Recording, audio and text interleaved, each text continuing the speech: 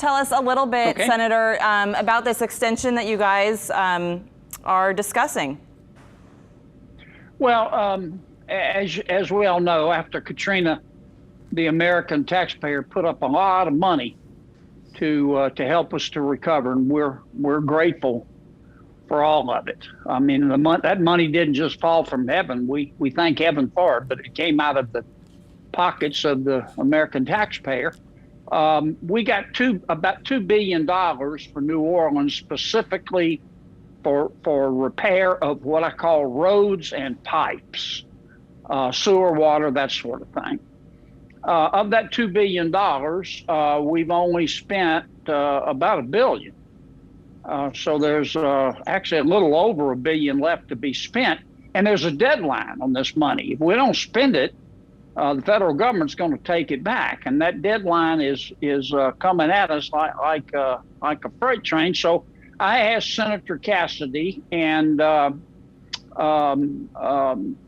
Congressman Carter to sign a letter with me to send to the FEMA administrator.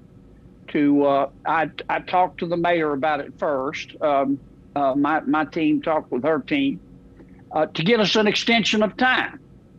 Now, we're going to follow that up with a meeting with the administrator to try to plead our case. But the point here is we don't want to lose this money. We need this money.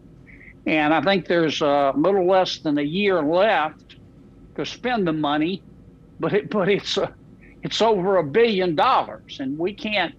I'm not sure we can start all and finish all those projects in the period of time of a year. And I don't want to find out. I want to start with the bureaucracy of the federal government as quickly as we can to try to make sure we can get an extension of time, because we need that money in New Orleans. New Orleans needs it.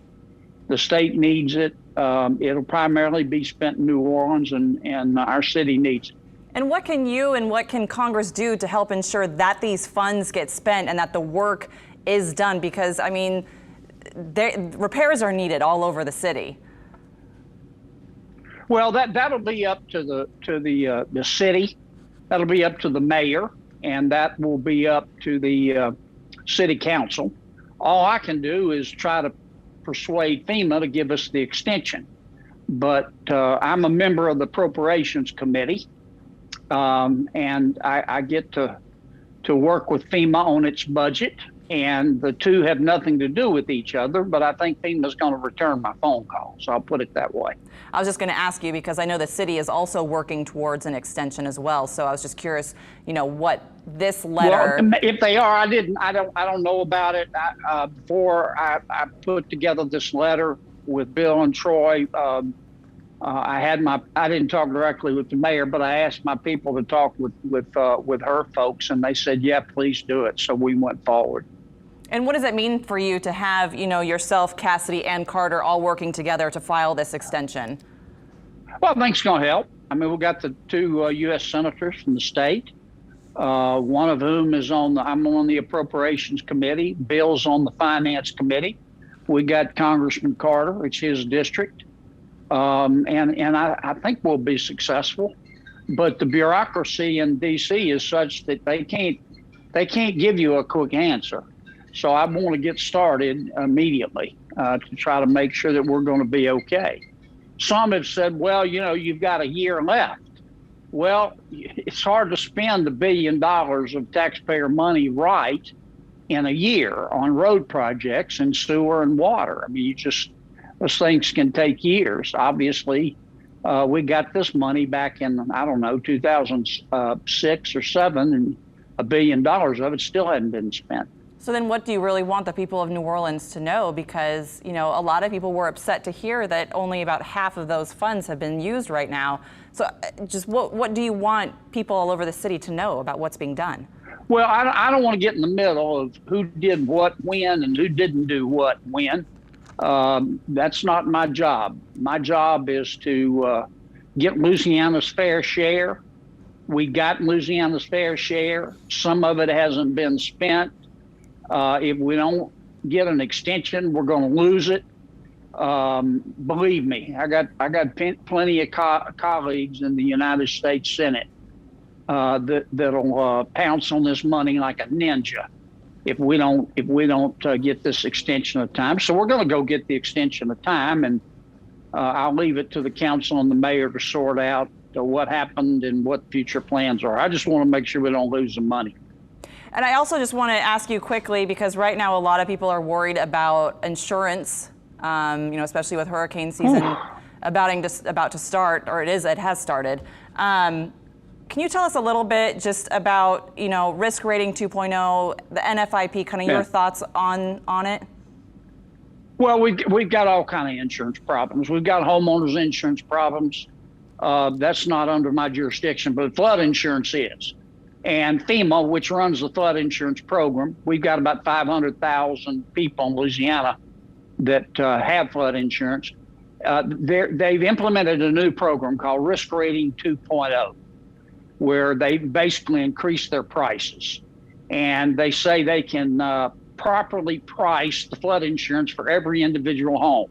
And when I talked to them, I say, how do you do that? And they said, well, we've got a special algorithm that we have created with an outside insurance consultant. And I say, well, can I see the algorithm and have some of my experts check it to make sure that it's accurately assessing rates? And they say, no, if we showed it to you, we'd have to kill you. Well, this is the United States Congress. We're entitled to see that algorithm. And we had a hearing this week with a couple of experts telling us how great these new price increases are. And I lit them up. I told them, I said, have you guys seen the algorithm? Do y'all know how they're coming up with this price? No. They said, but we trust the federal government. And I said, well, then you must have failed history class.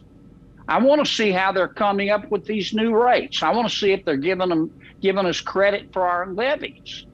I've got a bill with Bob Menendez from New Jersey to try to change all of this. They can raise your rates.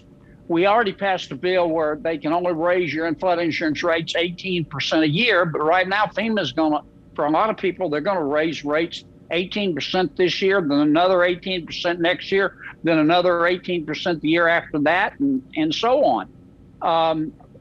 I think we can get a bill passed to lower the maximum rate increase in a year to 9%. I would like to lower it to 0, but I don't think I can get the votes. But FEMA needs to tell us how they're coming up with these new rates. Now, I can't. If I could, I would, but I can't go pass a bill. I just don't have the votes because a lot of states don't have a flooding problem. I can't go pass a bill to make FEMA do the right thing here. The only person who can make FEMA do the right thing here is President Biden because he runs FEMA. His people do. But so far we haven't been able to get much traction with the White House. But we're going to keep trying. People have a right to know how these rating increases are being calculated. And it's not enough just to say, well, you're just going to have to trust us. I try to trust everybody, but I mean, every now and then I play poker with some friends. They're all friends of mine, but I always cut the cards. So if this new algorithm, this new system is so good, they shouldn't be afraid to show it to us. And I'm going to chase them like a hound from hell until we find out what's going on here. Perfect. And then I also just really quickly, again, while I have you, another topic that a lot of people are talking about these days, of course, gun legislation. I'm curious what your stance is, where your thoughts are on that. I know that, maybe like 20 or so of your colleagues, they came together with an agreement regarding gun legislation. I didn't see your name on there. I was just kind of curious your thoughts as to why you weren't a part of that and where your stance is. Well, we've got hundreds, probably thousands of gun control laws at the federal and the state level. I don't think we need more gun control. I think we need more idiot control. And 10 of my Republican colleagues and 10 of my Democratic colleagues have put together a bill that they think will help. I don't know yet. I've just seen an outline. I haven't seen the language. It's going to concentrate on the anger, what I call the angry young men problem. These kids holed up in their parents' basement looking at video games all day, who are angry and alienated. And that's a big problem. I wish the group would also concentrate on another big problem, which is part of our mass shootings, the mass shootings by gangs. That's the problem we have here in Louisiana. But I'm not going to prejudge their effort. I just want to wait and see the language of the bill, and then I'll make a decision about whether it's worth doing. You mentioned it needs to focus on idiot control. How do you focus on idiot control? How does that work?